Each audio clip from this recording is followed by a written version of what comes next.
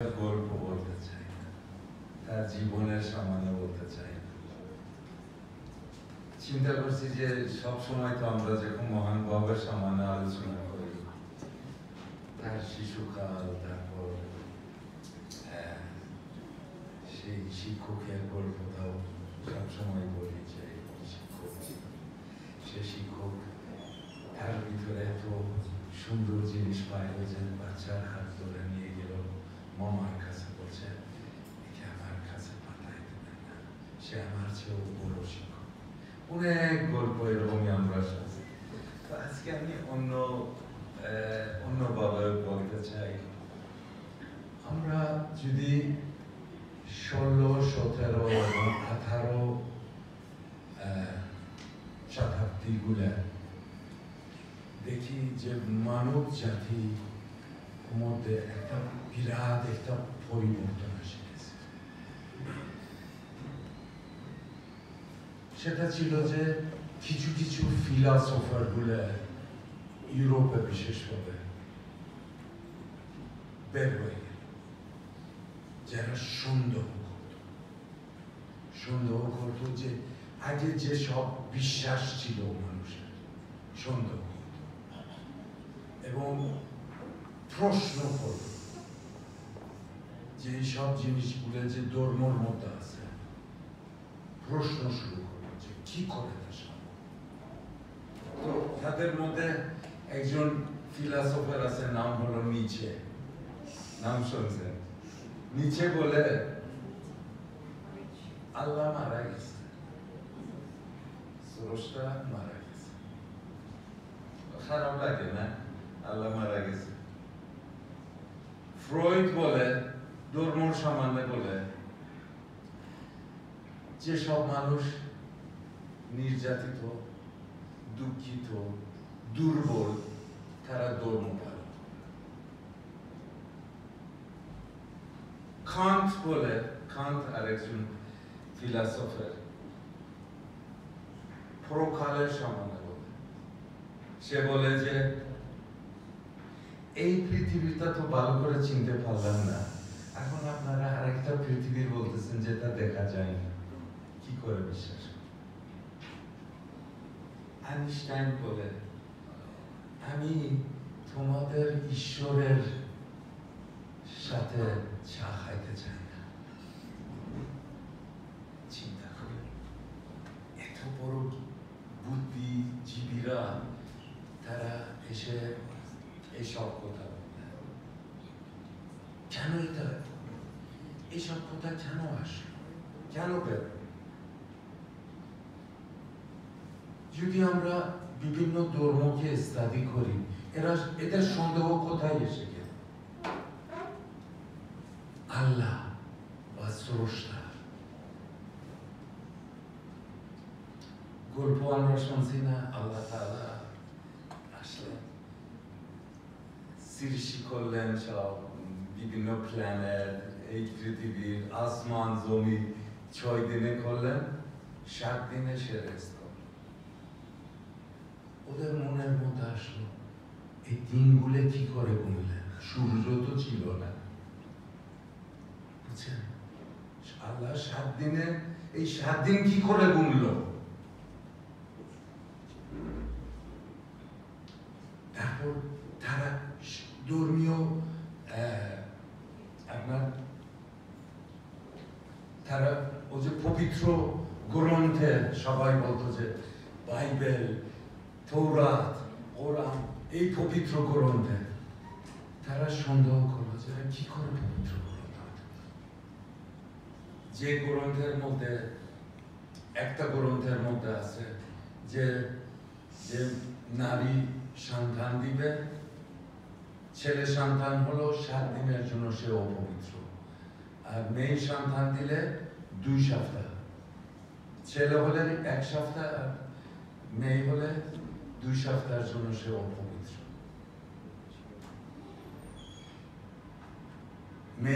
একটা মেয়ে যদি কোনো কি করে, ধরেন নীতির বাইরে সম্পর্ক রাখে, তখন আদেশ ছিল যে পাথর নিক্ষেপ করে তাকে মেরে ফেলা। তারা সন্দেহ করবে কি আপনারা বলতেছেন একটা পবিত্র কি পবিত্র একটা মানুষকে হত্যা করে পাথর মারে শেষ করবো পবিত্র বা আরেকটা গ্রন্থে আছে ইহুদি নাসারাদের সঙ্গে বন্ধুত্ব করো না এটা কি আল্লাহ তাআলা আসছে আমাদের মধ্যে অনক্ষ সৃষ্টি করা তারপর আরেকটা ধর্মতে আছে যে নারীরা যে মাসিক আছে সেই সময় যেন ওই পবিত্র ঘরে বা প্রার্থনা ঘরে যেন না যায় কারণ তারা না তারপর তারা সন্দেহ করলো যে এই যে বেহেশতের সামান্য বলবো বেহেশত কি জিনিস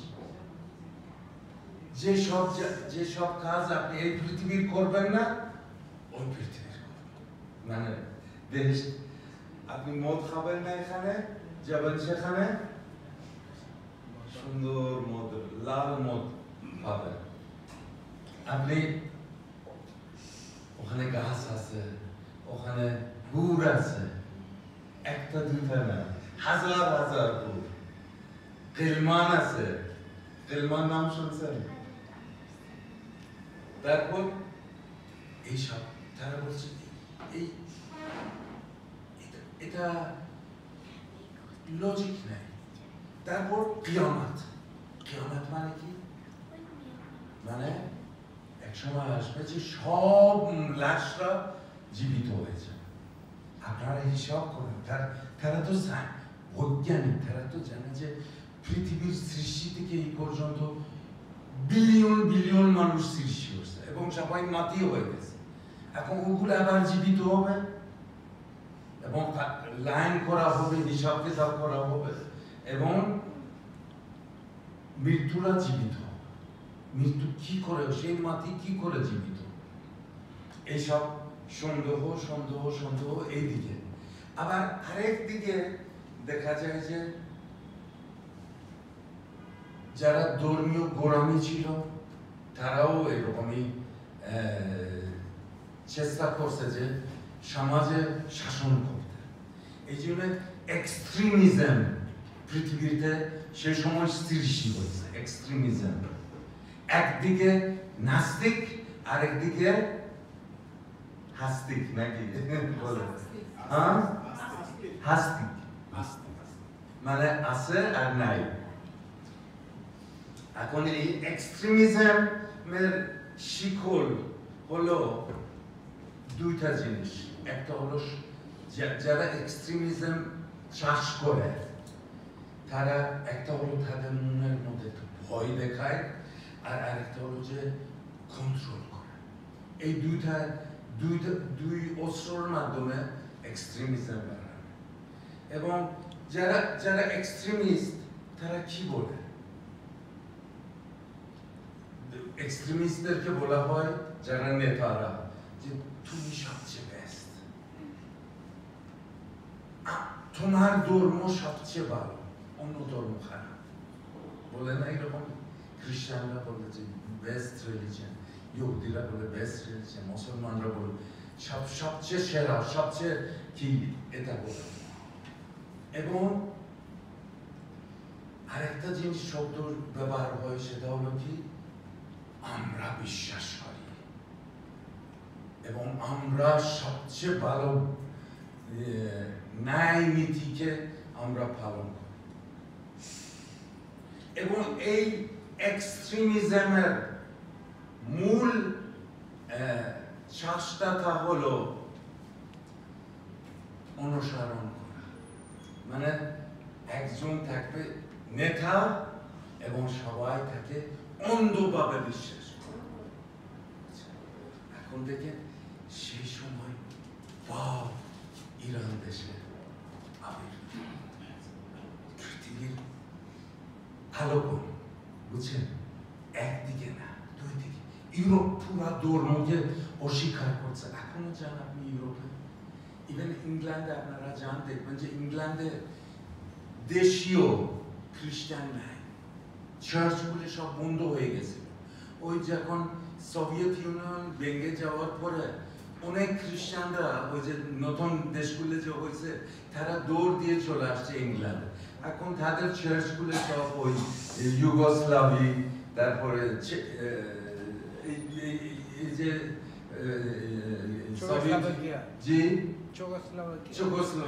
স্লোভাকিয়া, এই সব দেশের মানুষ তারা গিয়েও করে, কারণ সেই সব দেশে কমিউনিজম ছিল, ধর্ম বাধা দিত যে ধর্ম হবে না, ওরা ফ্রিডম পেয়ে এসে এখানে। কিন্তু ব্রিটিশরা তারা ধর্ম পালন করতেছে খুব কম। এখন ভাব আসছে, কোথায় আসছেন? একটা মুসলমান দেশে, শিয়া দেশে। শিয়ারা আরো কনজারভেটিভ। যেমন আমরা জানি প্রত্যেক ধর্ম অপেক্ষা করে দুইজন মহামানব আসবে।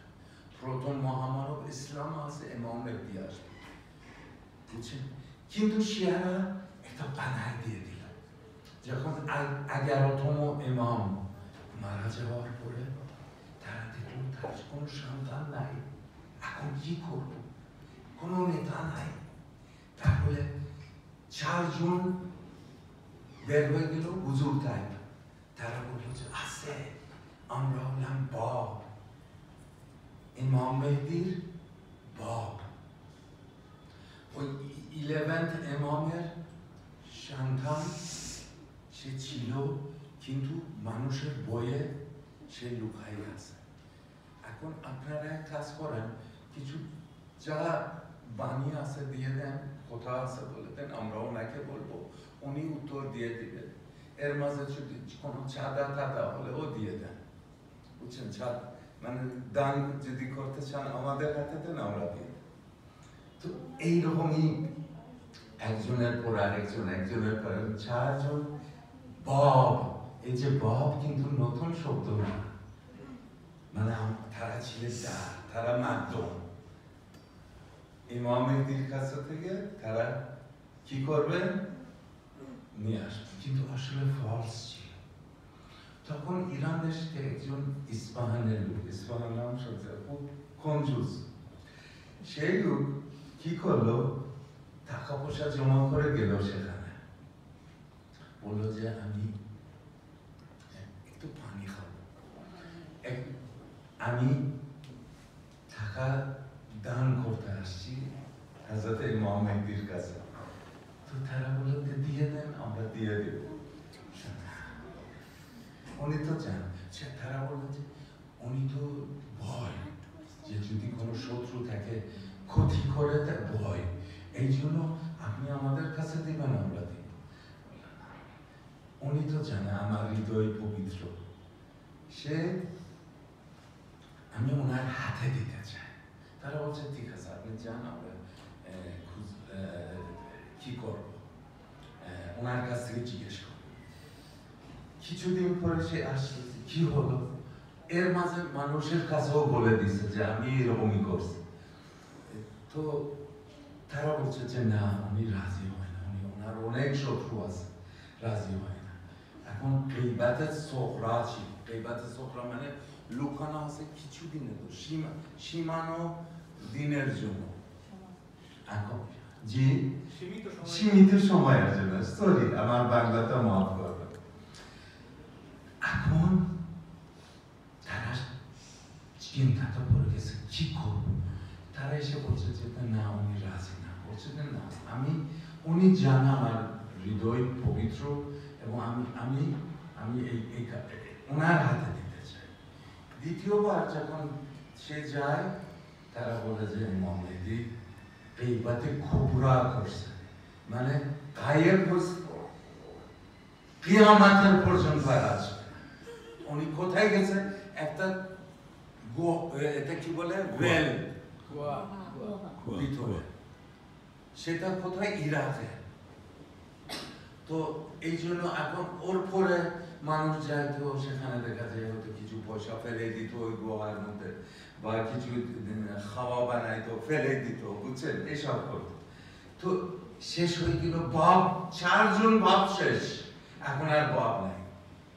এখন আপনারা দেখেন মহান বাপ ওই পরিবেশে জন্ম হয়, এবং তারা বিশ্বাস করতো যে ইমাম মেহেদীর আসার আগে বাপ আসবে। এই জন্য মহান বাপ প্রথম দাবি করেন যে আমি হলাম ইমাম মেহেদীর বাপ। উনি নিজেকে প্রতিশ্রুত মহামানব হিসাবে ঘোষণা করেন, নিজের স্থান ছোট করেন, কারণ তারা সহ্য করতে পারত না, তারা বিভ্রান্ত হইত, তারা টেনশনে পড়ে যেত। এই জন্য মহান বাপ 1844 বছর 1844 45 46 বছর সালের পর্যন্ত তিনি প্রকাশ করেন না যে তিনি হলেন সেই প্রতিশ্রুতি। তিনি বলেন আমি হলাম বাপ। তারা বলেন কি করে আপনি বাপ হলেন? বলে আমি স্বপ্নতে দেখছি, স্বপ্নতে ইমামদের সঙ্গে কথা হয়েছে এবং তারা আমাকে গাইড করছে। তারপর আরো সুন্দর গল্প বলেন যে আমি ইমাম হুসেনের স্বপ্ন দেখেন। ওনাদের ভাষা আপনি চিন্তা করেন, ইউরোপে নিচে কান্ট এইসবগুলো ওই সব কথা বলছে, আর এখানে সবচেয়ে মূর্খ, সবচেয়ে কুসংস্কারী মানুষের মধ্যে মহান বাপ জন্ম হয়েছে এবং সে বলতেছে কি ইমাম হুসেনকে আমি স্বপ্নতে দেখছি, শহীদ ইমাম হুসেন, এবং তার 6 ফোঁটা তার রক্তকে আমি খাইছি। এই খাওয়ার পরে আমি স্বপ্নের মধ্যে এই খাওয়ার পরে আমি কি হলাম, প্রথম থেকে শেষ জ্ঞানটা পাইছি। মানে ওদের চিন্তাধারা এরকম কথা বলছে।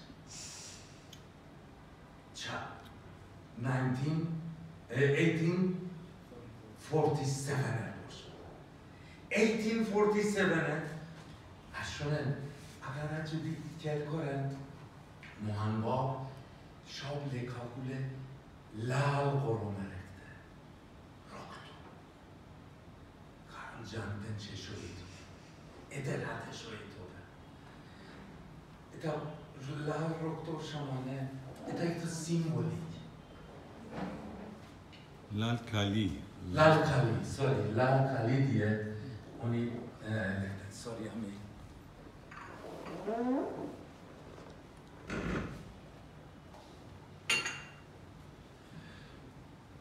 তো এটা একটা সিম্বল অফ সাহসিকতা এবং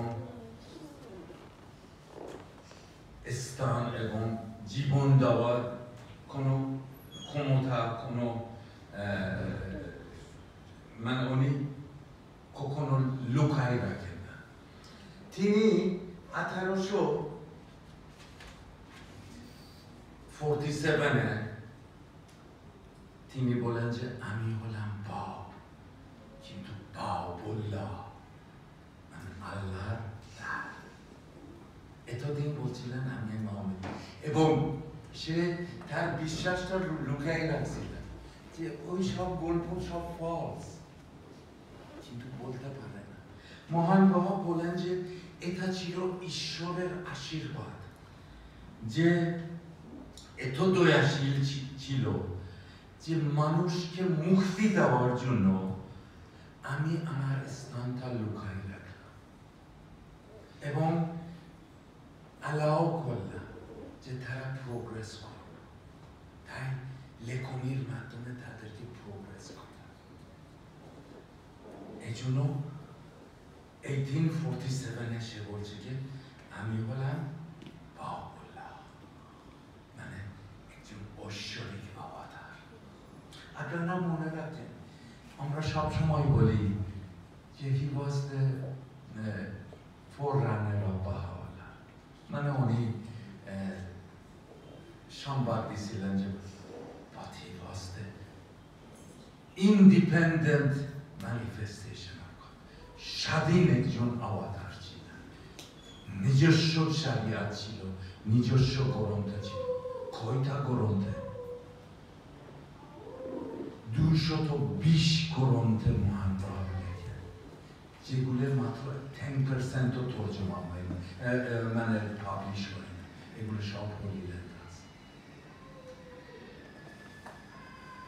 তারপর কিছুদিন পর মহান বাবা এসে বলেন যে আমি হলাম Bob for the manifestation of God, যেটা পরে আসবে।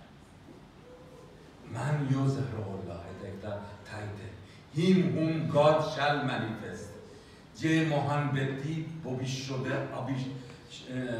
আবির্ভূত হবে, আমি হলাম ওনার দ্বার। এটা 3 নম্বর বব, বুঝছেন? যখন এই কথা বলেন তখন বলেন যে হযরতে কৃষ্ণ ছিলেন বব ফর বুদ্ধা,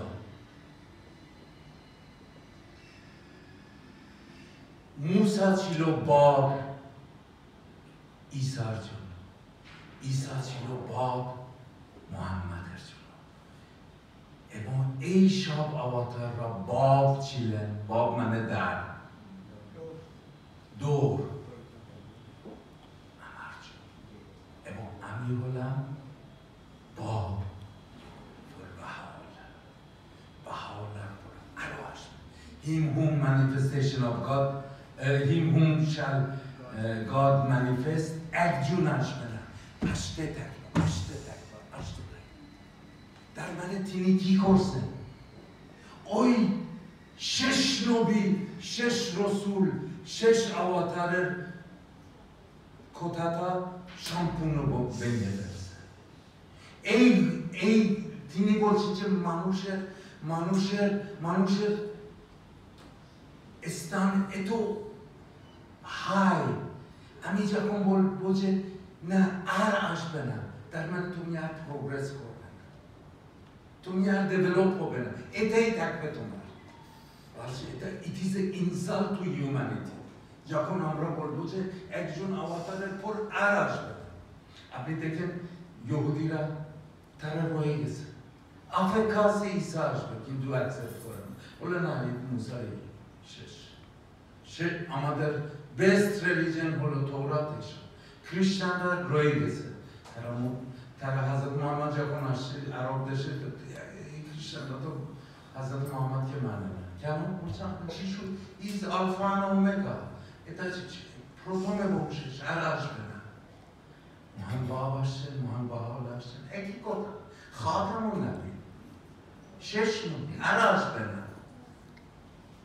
মহান বাবা বলতেছেন যে যেখানে জ্ঞানের কোন শেষ নাই, কি করে ঐশ্বরিক জ্ঞান শেষ হবে?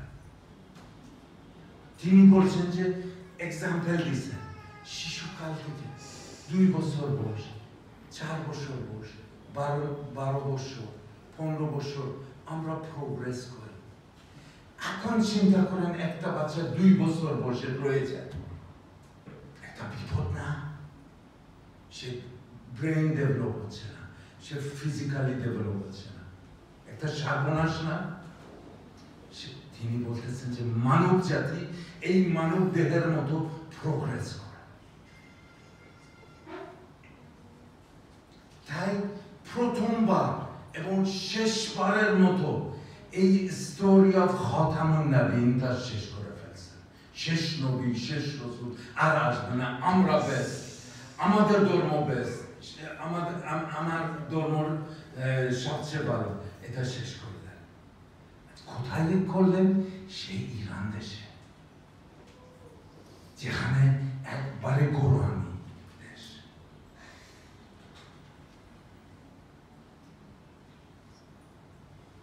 তিনি বলেন যে একজন মানুষ, আমরা তো সবাই মানুষ, কিন্তু মানুষ হইতে হবে। 2টা ডিফারেন্স, আমরা মানুষ আছি, কিন্তু আবার বলতেছে যে মানুষ হইতে হবে। তিনি বলেন মানুষের এই মানুষ হওয়া একটা চরিত্র আছে, সেটা হলো যে প্রোগ্রেসের একটা ক্যাপাসিটি থাকে মানুষের। তাই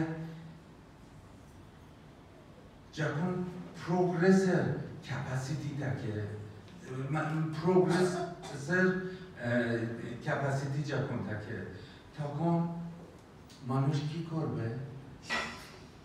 ফ্লেক্সিবল হবে। One of the quality of a good human being, flexible হওয়া। মানে ওই যে সন্দেহ, ওই যে আচ্ছা আগে একটা জিনিস বিশ্বাস করতাম, এখন একটা নতুন জিনিস আসছে, একটু চিন্তা করুন। কালকে এটা কিনছি, এরপরে কি ভালো মাল আসবে না?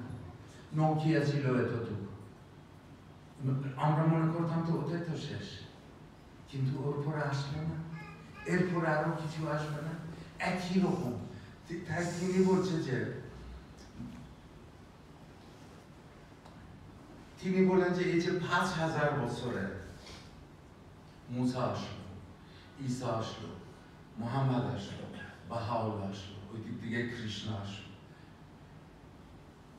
যাকে বলা হয় যে মানুষ, সে যখন ফ্লেক্সিবল থাকবে এবং প্রোগ্রেস করবে।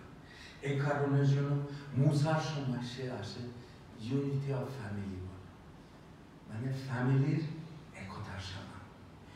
ঈসা যখন আসে তখন ইউনিটি অফ নেইবারহুড, একটা ফ্যামিলি না, কয়েকটা ফ্যামিলি মিলে নেইবারহুড, তাহলে প্রোগ্রেস হয়েছে। এটা মানে মানুষের মানুষ হওয়ার সিম্পটম। হযরত মুহাম্মদ আসলো, বলেছে না এই নেইবারহুড গুলো, এই শহরগুলো, এগুলো সব মিলে জাতির একতার সমান। হুব্বুল ওয়াতান মিনাল ঈমান, দেশের ভালোবাসা ঈমানের। বাহাউল্লাহ আসে কি বলেন? বাবু একই কথা, পৃথিবীরটা দেখে আর জাতিটা দেখে না। জাতি তো আছে, পাশে আরেকটা জাতি, ওর পাশে আরেকটা জাতি। তো এই জন্য আব্দুল বাহার কাছ থেকে জিজ্ঞেস করা হয়, বাহাই মানে কি? উত্তর দেন, বাহাই ইয়ানি জামিয়ে কামালাত ইনসান, মানে বাহাই মানে সকল মানুষের ভালো গুণাগুণ তার ভিতরে থাকে। তাহলে তো সকল গুণাগুণ আমার মধ্যে তো নাই। তখন শফি আফেন্দি এসে বলে, we are trying to be, we are human, we are trying to be Baha'i. তাহলে আমরা সবাই ট্রাই করতেছি Baha'i। তাহলে ওই রিলিজিয়াস টাইটেলকে আমরা আর গ্রহণ করব না। আমি ধার্মিক, আমি প্রোগ্রেস করতেছি। অনেক কঠিন কথাগুলো বলতেছি, মাফ করবেন। আমি 10-15 দিন আছে এগুলো বের করছি। আচ্ছা, এখন আপনারা একটু সুন্দর কথাগুলো বলি, আবার যাই। আমাদের মধ্যে তো অনেক নারী আছে, মহান বাপ কি বলে নারীদের সমান। চিন্তা করেন, 200 বছর আগে, 180 বছর আগে মূর্খ দেশে মহান বাবা বলেন যে 1270 বছর নারীদেরকে ছোট করে রাখছো রাসূলুল্লাহ নামে, মানে হযরত মুহাম্মাদের কথা তারা ব্যাখ্যা দিয়ে নারীদেরকে ছোট করছে। তিনি বলেন যে নারীরা হলেন স্বর্গের বাধা। নারীরা হলেন স্বর্গের বাধা।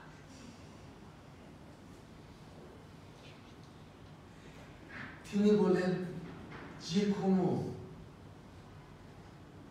অসম্মান, নারীদেরকে যদি কেউ অসম্মান করে, সে অ্যাকচুয়ালি নেক্সট জেনারেশনকে ধ্বংস করতেছে।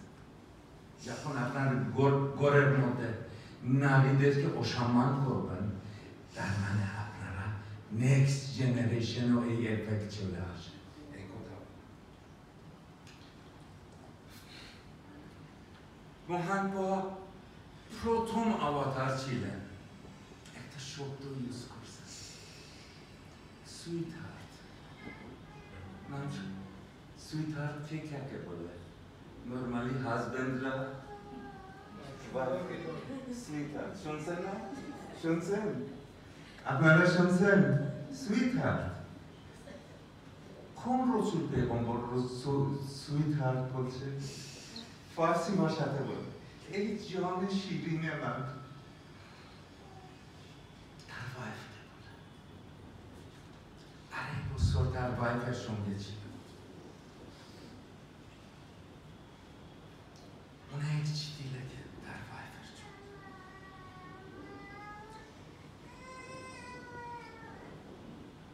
খুব ভালোবাসত তার ওয়াইফ এবং আপনারা মনে রাখেন মোল্লা হোসেনের আগে ওনার ওয়াইফ তার বিশ্বাসী ছিল তাকে আবিষ্কার করছে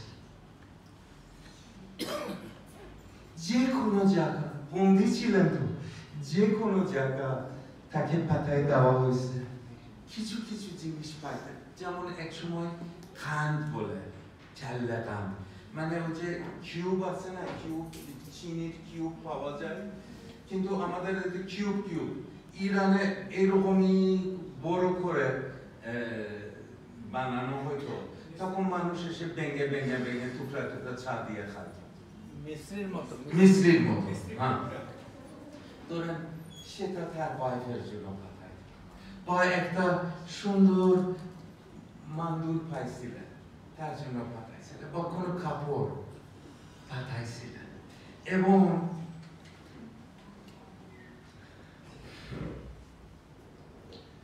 একটা লেখনীতে বলেন যে সেসব সুন্দর সেসব সুখী দিনগুলো আমি স্মরণ করতেছি এবং এটা ছিল আমার প্রকাশের আগে এবং প্রথম আমরা ধ্বংস হয়ে গেছি এবং আমার সন্তান জানেন মোহন বাবার একটা ছোট ছেলে জন্ম হয়েছে এবং মারা গেছে তার নাম ছিল আহমদ সে বলে যে যদিও আমাদের ফল ছিল আহমদ কিন্তু এই ফল এই পৃথিবীর জন্য ছিল না তারপর লেখেন যে জেনে রাখো সময় স্থান জেলখানা আপনাকে আমার কাছ থেকে দূর রাখে না এবং আমাদের বিবাহ চিরদিনের জন্য আছে কোন ইতিহাস আপনারা এইরকমই বিউটিফুল লাভ স্টোরিটা পাইতে পারেন যে একজন অবতার তার স্ত্রীকে বলে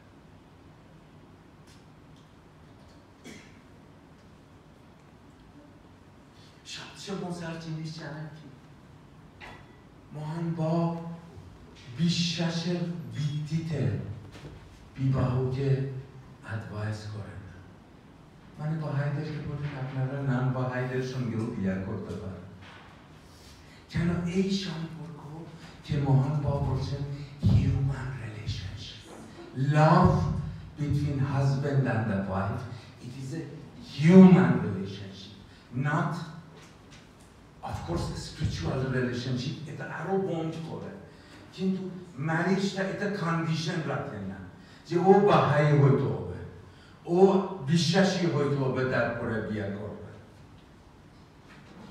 এবং সবচেয়ে মজার জিনিস যে আমাদের শিবা যে প্রার্থনাটা বললেন এই প্রার্থনা দুঃখ কষ্ট দূরীভূত এটাকে মহান বাবা তার স্ত্রীর কাছে দিয়েছিলেন এবং তাকে বলছিলেন যে যখন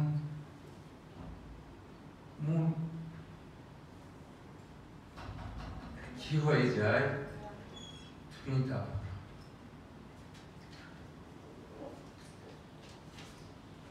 মহানবাব মাত্র তার স্ত্রীকে ভালোবাসতেন না, নারীদেরও ভালোবাসতেন, নারীদের অধিকারের জন্য সে কাজ করছে।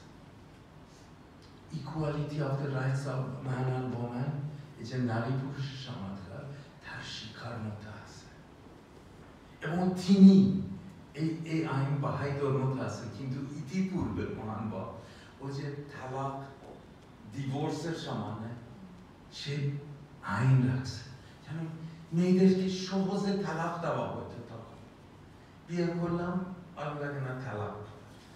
তখন তিনি 12 months of waiting periodটা রেখে দিচ্ছেন এবং টেম্পোরারি ম্যারেজটা ফরবিডেন করছে। আপনারা জানেন আমাদের এখন আমি জানি মনে হয় বাংলাদেশে অত নাই, কিন্তু অন্য বিশেষভাবে যে শিয়া সমাজের মধ্যে টেম্পোরারি ম্যারেজ, কন্ট্যাক্ট ম্যারেজ, এটা হলো 1 ঘন্টা 2 ঘন্টা 10 ঘন্টা 5 মাস 6 মাস, এটা এবং থাকার বিনিময়, এটা মহানবাব নিষিদ্ধ করছে। পুরুষদেরকে জানেন কি বলেন? কখনো নারীদের নির্যাতন করবেন না এবং নারীদের সঙ্গে সম্মানভাবে এবং ভালোবাসার মাধ্যমে কথা বলবেন, সম্মান দিবে এবং ভালোবাসা। আশ্চর্য ব্যাপার, 180 বছর আগে ইভেন নারীরা ইউরোপ এবং আমেরিকাতে এইসব অধিকার পায় না। আবার আরেকটা কথা বলেন যে কোনো মানুষের মনকে দুঃখিত করবেন না।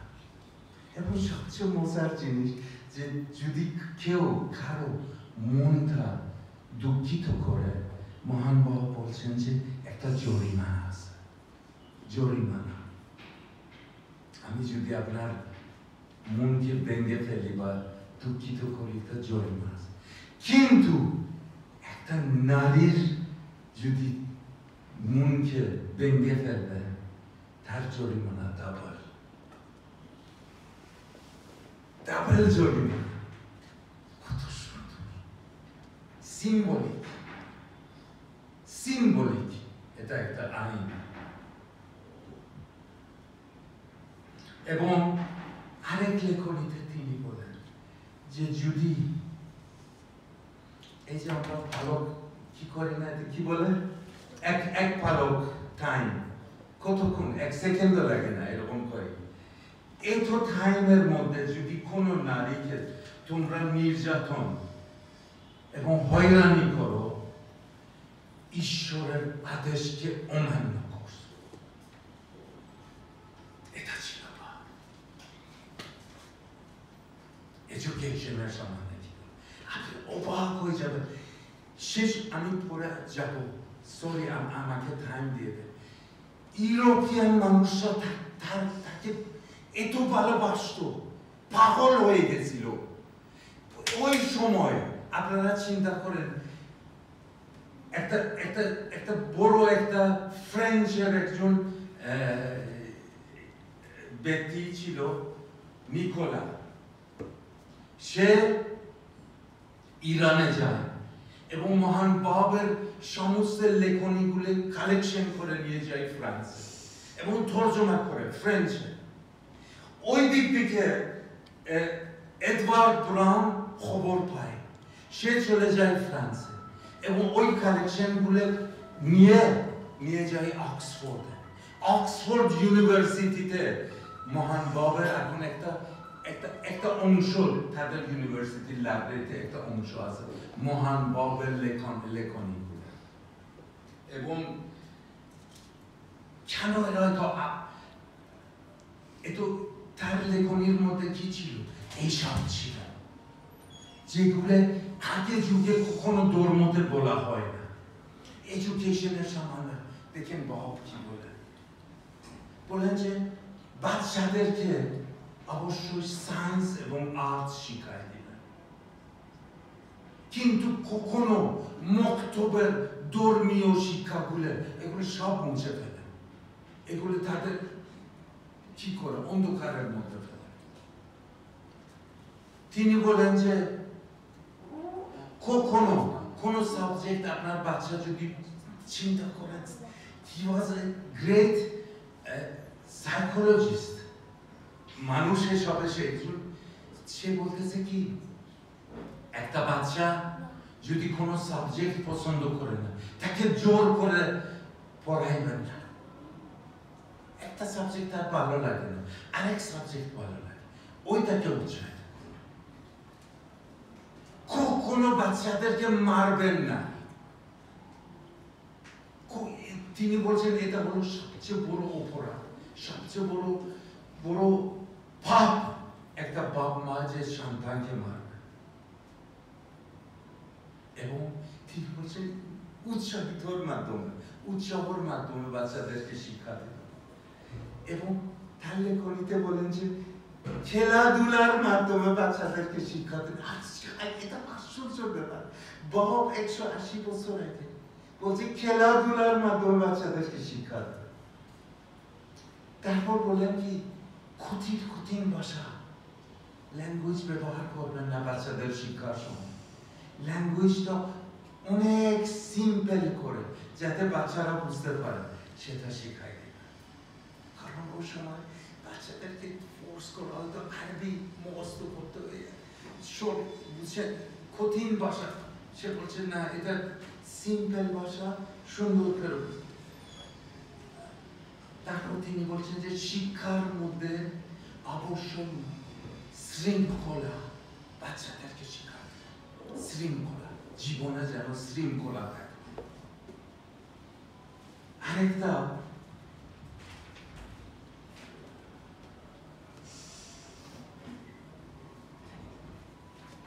আচ্ছা, এত তো যথেষ্ট, অনেক আছে।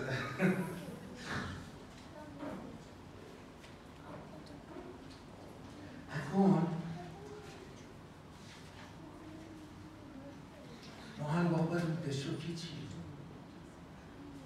যখন আসছে ইউরোপে ওরকম এইদিকে গোড়ামি, ধর্মীয় গোড়ামি, সে আসছে এইগুলো সব ব্যাখ্যা দিছে। এটা সব সুন্দর একটা জিনিস যে মহান বাবা এসে যেমন এইসব ধর্ম খ্রিস্টানিটি, জুইশ এবং ইসলামের যেসব শব্দগুলো যে ব্যবহার হয়েছিল ওগুলো বাদ দেয় না, ব্যাখ্যা দেয়। যেমন বলেন যে কিয়ামত আমরা শুনছিলাম কি মৃত্যুরা জীবিত হবে। তিনি বলছেন যে কিয়ামত হলো যখন একজন ব্যক্তি পূর্ণতা লাভ করবে এবং তার জীবনটা ফল দেবে, তার জীবনের ফল দেবে, এটা হলো কিয়ামত। তিনি বলেন যে আওতাররা হলেন কৃষকের মতো, ধান চাষ করে, ধান ফেলে দিয়ে, কিন্তু ধানটা যখন মাটিতে দিয়ে দেয় লালন পালন করে এবং তারপর কি হয়, তখন ফল হয়। তিনি বলেন যে 1270 বছর লাগলো ইসলাম ধর্মর ফল হলো মোল্লা হোসেন। তার লেখনীতে মোল্লা হোসেন হলো 1270 বছরের ওই ধর্মর ফল, যাতে সে ওই পর্যায়ে এসে গেল যে আমাকে গ্রহণ করো। তিনি বলেন যে ও যে বিভিন্ন শব্দ ছিল যেগুলো ফিলসফাররা তারা অখুশি ছিল, যেমন একটা ছিল যে স্রষ্টা আল্লাহর সমানে ওই যে গল্পগুলো আমরা ধর্মতে শুনছিলাম, 6 দিন, তারপর 7 দিনের মাথায় রেস্ট করলো, তারপর এই করলো ওই করলো, তারপর বসা আছে আপনাকে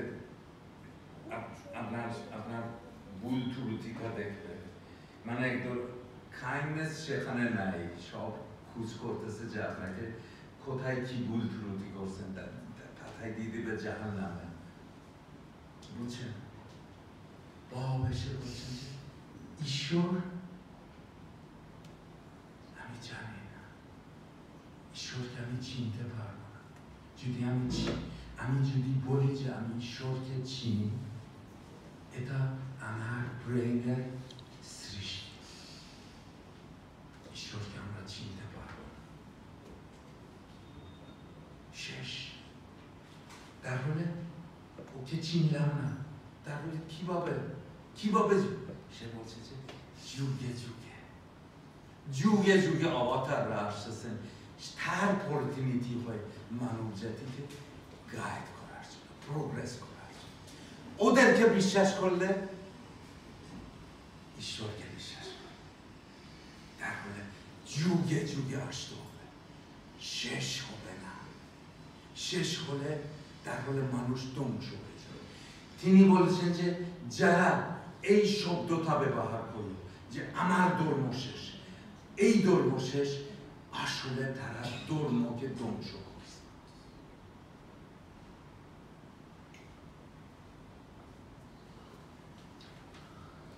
অনেক শব্দগুলো ধর্মগুলো রয়েছে। বেহেশত, বাবা বলেন যে বেহেশত মানে ঐশ্বরিক, নতুন ঐশ্বরিক অবতারকে বিশ্বাস করা হলো বেহেশত। নরক যখন বিশ্বাস করলাম, মৃত্যু জীবিত হবে মানে কি, মানে বিশ্বাস করলাম, ঈমান নিয়ে আসলাম, এটাই মানে জীবিত হওয়া। আপনারা দেখেন এই কথাটা কিন্তু বাইবেলের মধ্যে আছে, মনে আছে? বাইবেলের মধ্যে যীশু খ্রিস্ট এক সময় তার একজন অনুসারী আসলো যে প্রভু আমার বাবা মারা গেছে, তো ফোন করতে দেন, আমাকে একটু রিলিজ করেন। তিনি উত্তর দেন কি, let the dead be buried by the dead, মানে মৃত্যুকে যারা মারা গেছে তারা দফন করে। মানে কি, মানে যারা যিশুকে বিশ্বাস করছে না তাদেরকে ডাকছেন মৃত্যু। তো বাপ এখানে একই কথা বলে, কবর থেকে উঠে যাবে। কবর মানে কি, কুসংস্কার। মদ মানে কি, পবিত্র লেখনী যখন আমরা পড়ি প্রফুল্লতা এসে যায়, এটাই মানে শারাব।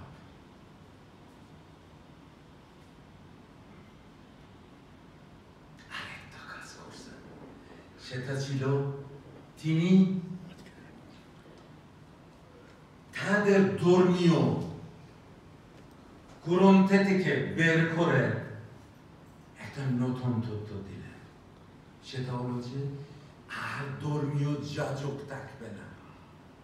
তাই কোরআন থেকে একটা আয়াত বের করলেন যে আল্লাহ তাআলা সে আয়াতে বলেন যে আল্লাহ কখনো তাকে চিনতে গেলে মাধ্যম লাগে না। যখন কোরআন থেকে এই কথা বলেন তখন তিনি কনক্লুড করেন যে এখন থেকে আর ধর্মীয় যাজকের স্থান থাকবে না, আর কেউ নিজেকে বড় মনে করবে না, সবাই সমান। এই জন্য মনবরে উঠানো হারাম করছেন। মনবর শুনছেন তো, মানবার মনবর বলে, হ্যাঁ, হুজুররা যায় উপরে বসে, নিষেধ করছেন, এবং মাটিতে বসাও নিষেধ করছেন। তিনি বলছেন ছেড়ে বসবেন। আরেকটা কি, মুজিজা। আমরা শুনছি না অমুক রাসূল মুজিজা করছেন। মহান বাবা বলছেন যে নেচারের আইনটা ভঙ্গ করা এটা রাসূলদের কাজ না। বুঝছেন? যে ধরেন মারা গেছে, জীবিত করলাম, বলে না যে যীশু খ্রিস্ট মরে গেছিল, আসলে এগুলো তো মরে যায় না, তো ওগুলো হলো আধ্যাত্মিক মরাকে জীবিত করছে। কিন্তু বাইবেলের মধ্যে সবাই এটা মনে করতেছে যে যীশু খ্রিস্ট মৃত্যুকে জীবিত করছে, অন্ধকে শক্তি। আসলে ওই অন্ধ না, বুঝছেন? সব জায়গায় পূর্বে ধর্মগুলো আপনারা দেখেন যাজকরা সেই সব ধর্মকে ধ্বংস করছে এই কারণে যে ব্যাখ্যা দিচ্ছে সব বোর্ড দেখে, তার ভিতরটা দেখে না। জিহাদ সে বলতেছে যে জিহাদ মানে যুদ্ধ। কিসের যুদ্ধ? আপনার সেলফের যুদ্ধ। এই যে ভিতরে যে আপনাকে কি করতেছে, টেম্পটেশনের যুদ্ধ, এটা হলো জিহাদ। আর মনে হয় বললে আরো 10 মিনিট বলি। সেটা মহান বাপ যদিও বন্দী ছিলেন, 3টা ফলকলিপি ইরানের বাদশাহ এবং প্রধানমন্ত্রীর জন্য লেখেন। বন্দী মানে দুর্গ না, বন্দী মানে কোনো ক্ষমতা নাই। কিন্তু ইরানের বাদশাহকে লিখে বলেন, আমার ডান হাতে হলো স্বর্গ আর আমার বাম হাতে হলো নরক, এবং তুমি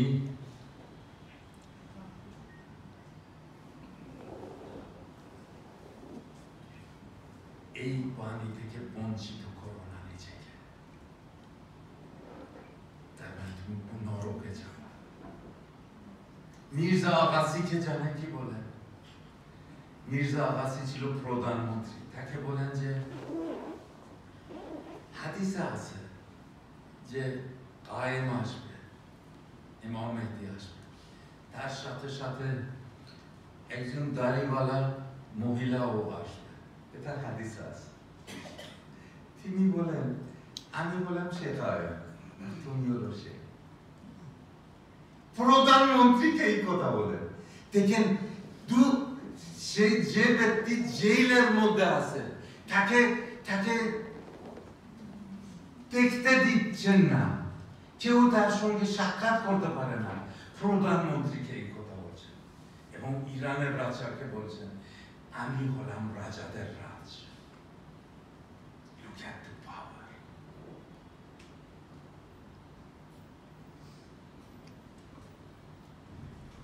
এবং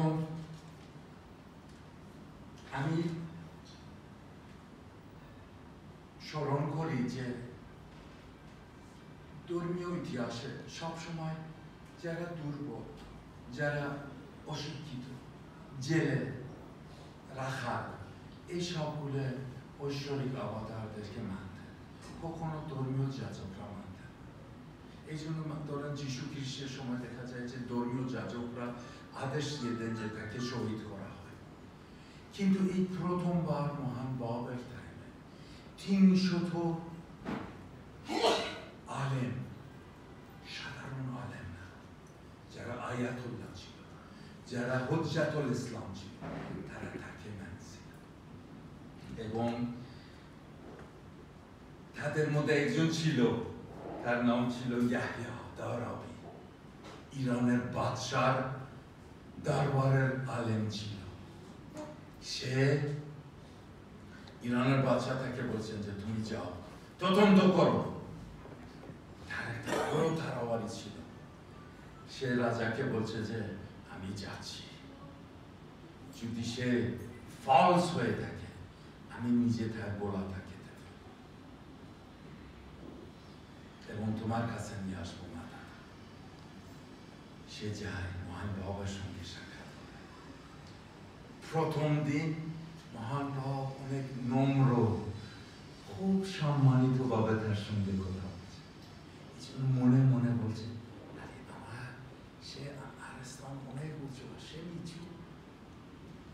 দ্বিতীয়বার যখন মহান বাবার সঙ্গে সাক্ষাৎ করে, তখন সে লেখে যে মনে করলাম যে আমরা প্রায় সমান সমান জ্ঞানের দিকে আমরা সমান সমান।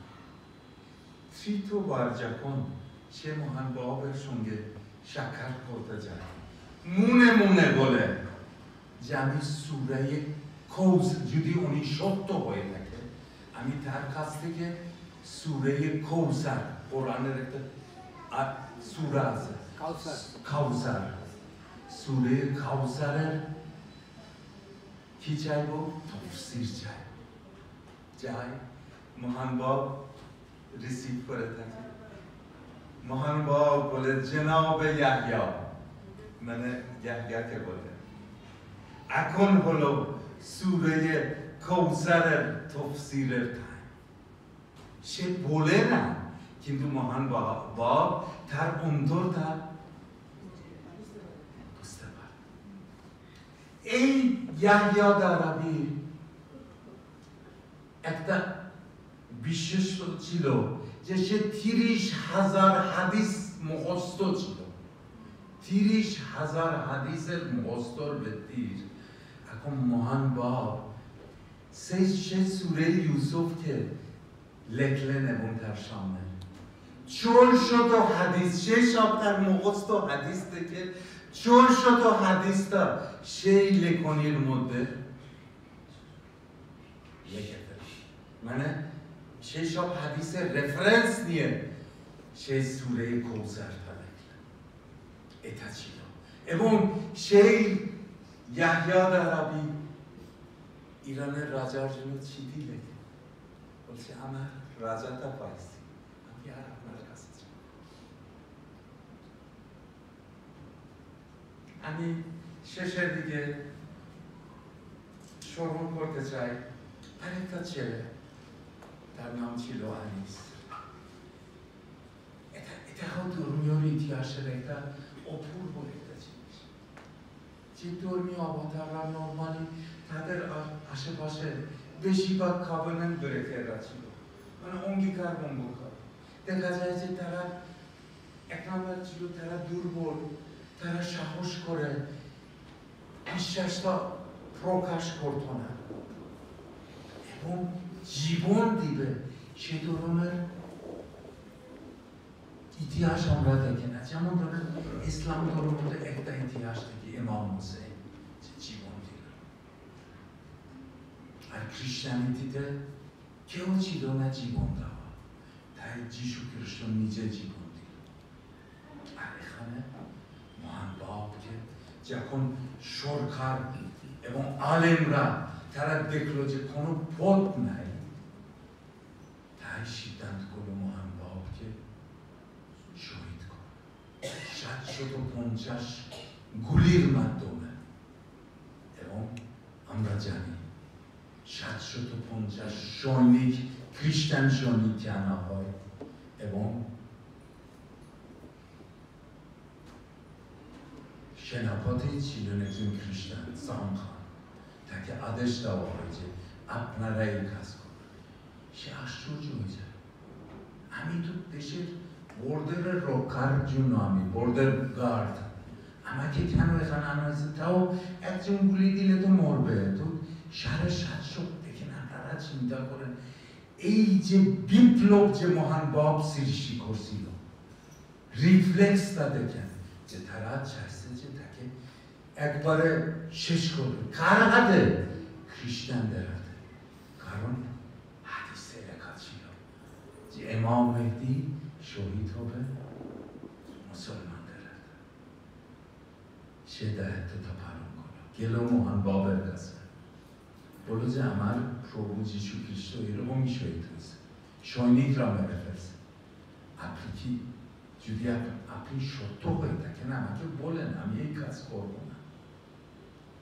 সে মহান বাবা তাকে বললেন যে যান, আপনার দায়িত্বটা পালন করেন। যদি মনে সিনসিয়ারিটি থাকে, ঈশ্বর আপনাকে রক্ষা করে। সে চলে যায়। 750 সৈনিক আনা হয়। কিন্তু এখানে একটা মজার জিনিস হয়, সেটা হলো যে বাপ একাই শহীদ হয় না, তার সাথে আরেকটা যুবক স্বেচ্ছাভাবে বাবের সঙ্গে সঙ্গী হয়ে স্যাক্রিফাইস করলেন। প্রথমবার হয় না। ঐশ্বরিক অবতাররা তাদের ক্ষমতা আছে যে ন্যাচারাল লকে অমান্য করে, কিন্তু তাদের এটা প্রমাণ না। আমরা এটা মুজিজা হিসাবে গ্রহণ করি না। যখন 750 গুলি 3টা লাইনের সৈনিকরা গুলি করলো, তারপর দোয়া যখন চলে যায় তখন মহান বাপ ছিল না, আর আনিস সেখানে ছিল। এবং সেই সংখ্যান বলে আমি এই কাজ আর করব না, চলে যায়, সব সৈনিকদেরকে নিয়ে যায়। এবং এরপরে মুসলমান সৈনিক, শিয়া মুসলমান সৈনিক, তারা এসে এবং 2টা পবিত্র দেহকে একত্র করে। এইবার গুলিতে 2 দেহ একত্র করে। মজার জিনিস, আনিস শেষ মুহূর্তে কি বলছেন মহান বাবকে, এই প্রভু, আপনি কি আমার উপরে সন্তুষ্ট আছেন? Are you satisfied? আপনারা চিন্তা করেন, জীবন দিচ্ছে, আর সে বলতেছে আপনি কি আমার উপরে সন্তুষ্ট আছেন? এটাই ছিল মহান বাবের সৃষ্টি। একটা আলোকন সৃষ্টি করছে যে দেশে 20,000-এর ঊর্ধ্বে মানুষ তার পথে জীবন দিয়ে দিয়েছে। এবং সেই রক্তর কারণের জন্য এখন পৃথিবীর সারা বিশ্বের মধ্যে কোন দেশ নাই, সৌদি আরবিয়া পর্যন্ত বলেন, আপনি কোন দেশ, প্যাসিফিক আইল্যান্ডে বলেন, আমেরিকা বলেন, ইউরোপে বলেন, সব দেশগুলো এই সমাজ আছে, কারণ তারা জীবন দিচ্ছে এই গাছকে, তাদের রক্ত দ্বারা তারা দিচ্ছে। তাই আমরা গর্বিত, আমরা গর্বিত, আপনারা গর্বিত থাকবেন, কারণ ইউ আর সিলেক্টেড। এই ঢাকা শহরে 2 কোটি মানুষ আছে, 2 কোটি সন্তান, 2 কোটির মধ্যে খুব সীমিত মানুষ তাদেরকে পাইছে। এটা গর্বের বিষয়। এবং আমাদের দায়িত্ব আছে যে সুশিক্ষাটা সকল মানুষের কাছে পৌঁছানো। ধন্যবাদ।